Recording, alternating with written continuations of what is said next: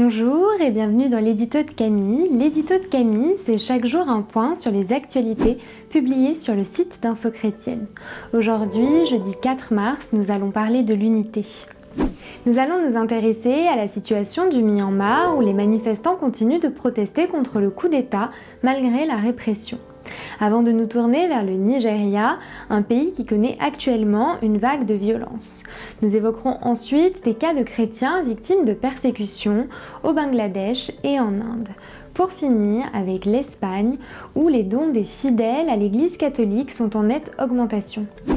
Dans un article publié hier sur le site d'Info Chrétienne, notre chroniqueur Pascal Portucalian posait la question suivante. La prière, premier réflexe ou dernier recours ? Les actualités du jour nous invitent justement à nous tenir fermes, unis ensemble dans la prière.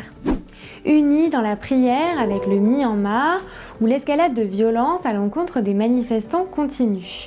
On déplore 38 morts mercredi, soit la journée la plus meurtrière depuis le coup d'État du 1er février dernier.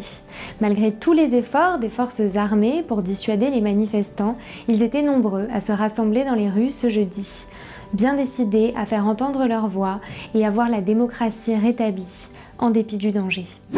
Unis dans la prière avec le Nigeria. Dans le nord-ouest du pays, dans les régions du Sahel et du lac Tchad, on assiste à une montée de la violence. Une situation alarmante qui génère un déplacement de la population. Unis dans la prière avec les chrétiens persécutés. Au Bangladesh, où les chrétiens vivent dans la peur après des attaques contre 2 églises protestantes. Et en Inde, dans le Madhya Pradesh, où les membres d'une église réunis pour le culte ont été pris pour cible par des hindous extrémistes. Ils ont été roués de coups et accusés de conversion forcée en vertu d'une nouvelle ordonnance anti-conversion, la loi la plus stricte du pays à ce sujet. Pour finir sur une note plus positive, les fidèles espagnols ont fait preuve d'une belle unité, en étant plus nombreux que d'habitude à faire des dons à l'Église catholique. La conférence des évêques espagnols rapporte que l'Église a perçu 301 millions d'euros en 2020, soit une hausse significative de 5,85% par rapport à l'année précédente.